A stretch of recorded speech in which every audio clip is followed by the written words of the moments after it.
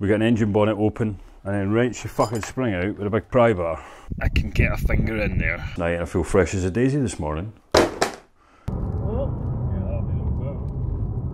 Today, the M3 gets its first modifications. Minor ones, but ones Natalie wanted to do off the back of the last video we showed you where we compared the 328 and the M3. Mainly, let's try and make handling just a little bit better. She's bought some lowering springs from a really nice guy down in Liverpool called Tony, a fine gent who we got some eye-back lowering springs from for very little money, if I'm honest. And we might have another little special treat, an underbody brace to go on, but not your standard one. So we'll get to that a little bit later. Just now, we've got some Titan Race Pro S. We've got an engine bonnet open, and Natalie's going to do an oil change before we get any further into the video. I have a spring and shock assembly. Top mount feels okay. Shock itself isn't in too bad nick. It's a Sachs replacement shock that's on this car. Nothing wrong with it though, I don't think. Bump stops, yeah, there isn't much bump stop left there. Doesn't really exist, but sadly we didn't get a new one in time. So we're going to go without them on front. And we're going to just pull this off and put the eye-back spring on. Okay, so front shock absorbers are on, front springs are on. There they go. They're not actually that much different in height off the car, yet remains to see what they're like when they're on the car. One thing we did find it was interesting though, is the top mounts appeared to be on incorrectly. So the M3 top mount is actually off centre, as you can see, and the plate underneath here is a big oval plate. It has an arrow which we believe should be pointing at the front of the car, which is going to increase the caster and slightly reduce the camber that it had. No, slightly increase the camber because it had positive camber, because it was on with this pointing towards the inside, meaning that this part here was pushed out, so the central pinion was pushed out towards the wheel well, meaning it had more positive camber than it should have done from stock and less caster. So we've sorted that, we put the top mounts on right on both sides, and everything is now bolted up at the front. So whilst we've got the thing off the front of the ground, it's about time that we brought into action the new brace that's going to go on her. Okay, so here we go. On the left, I've gone to great lengths to remove the chassis brace that's on my 328. That's a standard BMW X brace, just repainted. And then on the right, we have the Ultra Racing brace. It says it's for the 325. Fits the M3 no problem at all. The only downside that I can see with the M3 is that the oil pan nut, the sump plug, is basically right above one of these sides. Which side is it going to be? That side. So when you take the oil out of the car, it may go all over the brace. But the brace clears everything and it goes basically in the right points. Talking of which, here we are under the car. These are the holes that the standard X brace fits into, and on an M3 they're already threaded, and it replaces the bar at the back there. Sadly, the Ultra Racing brace wants to go in these unthreaded holes, but it does come with some nuts that can go in there, and I've managed to make a spanner that I can get up in that little slot there. But if I can't, then I'm going to have to put a riv nut on, and there it is. The Ultra Racing brace fits. I will admit that I ended up having to use riv nuts. It was just easier that way. I think it looks pretty nice. It's a little bit lighter than the stock one, and you can see around this side. So this is what I mean about the sump plug. You can get access to it, I believe, just about, but it's going to be tight and the oil is going to go on the bar. Let's get the rear springs done. And I love doing rear springs in an E36 because it's a piece of piss. Undo the shock and pull the spring out. It's basically all you do, which is nice. If only all jobs could be that simple. 18mm bolt at the bottom of the shock. Let it pop. And then wrench your fucking spring out with a big pry bar. So there's no easy way of doing it, you just got to go for it. Pull the bastard out.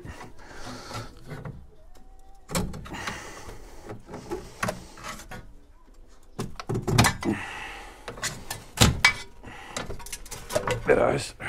Make sure your nipple goes at the bottom and your hole goes at the top. There's your old springs, guys. This is stock spring, I think. Again, look, paint marks, look like BMW. And then to get them in, it's going to push down on the trailing arm.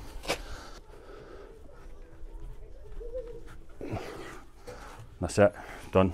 Put the wheel back on and put the bolts in for the shock absorbers. as you lower it, so you get the heights right, and then you can just slot the bolt in. Piece of piss. The springs are done, it's on the ground. We've got one final job for the day. So we've got Castrol B373 for the diff. It's a limited slip diff in this car, obviously, so this is supposed to be good stuff for it. We don't know how old the oil is that's in there. It's just draining out now, it's nearly done. It doesn't look too dirty, but it doesn't hurt to change it, and it's pretty easy to do. And these cars don't even need to jack it up, you can get underneath it enough. So I'm just going to wait for it to drain, and I'm going to put 1.7 litres of this stuff in, and magic will hopefully happen. So we've come out into the Pennines for a drive in the M3, and good points. The front brace seems to be a nice addition. The top mounts has made a huge difference to the way a car responds, so Natalie's really chuffed about that. But the springs seem rather soft, and because they seem rather soft, she's getting a lot of rubbing on the rear arch, and it feels a little bit like the shocks at the front are bottoming out, so bump stops would have been a good idea. We're in the Pennines right now. I'm going to jump out. It's a bit windy out here, but I'm going to show you what it looks like, so bear with me just a moment. So here she is. She is very low at the back, not so low at the front. Let me show you how tight the arch gap is. Sitting on a basically flat bit of road, I can get a finger in there, just. It rubs at the back arch here, I think, and just along the outside edge of the tyre, which isn't very cool. It's supposed to be a 15mm drop. Driver's side on a flat is much the same. A finger's width in there. For you, it's been a mere matter of seconds. For me, it's a week later and we're not finished with this saga yet. I had a mate come down from Scotland this weekend, and he brought me some of Scotland's finest, which was delicious. And I drunk this last night and I feel fresh as a daisy this morning. Oh, what have we here? Oh, what's going on here then? We've got some bump stops in that box, because we definitely need them. There's no question in that, front and rear. Maybe I was a bit too quick to chastise the springs. There's definitely another issue at foot here, maybe more than one, and since the clip you've just seen of me in the Pennines, I've made a few changes. Namely, what did I do first? I put the old springs back on, which is what you see here on this shock absorber. So I kept the top mounts facing forwards. We took it out for another drive, and the suspension was better, but it still crashed and still banged on high load, high compression bumps and on quick differential bumps. I don't know how to describe it any better. So if you go over a ridge in a road, for example, something like that. From that, we determined that something was definitely not right.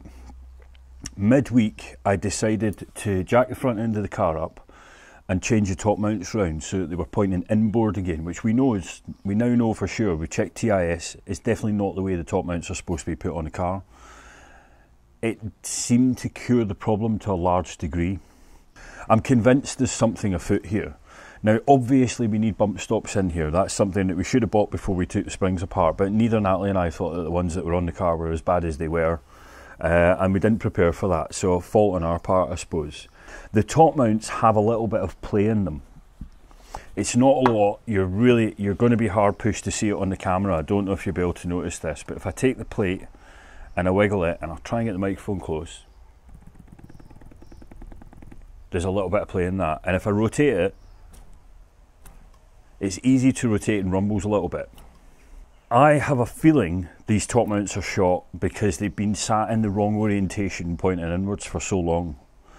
But I find it hard to accept that the top mount being worn would give the crashiness that we're feeling in the car, which feels to me just like a car that's been lowered too much and is hitting the full suspension travel. Our goal today is to try and change everything but the top mount before Natalie goes and purchases M3 top mounts, because they're fucking expensive. For the record, we think this is probably less than 8,000 miles old. The symptoms we're getting sound like a dead shock, right? Which would mean that this pin should normally be drawn straight down into it. When I let it go, it's not. If I push it in, it's hard to push in, and I let go of it, it pops out nice and readily. So I'm fairly happy that shock there's nothing wrong with.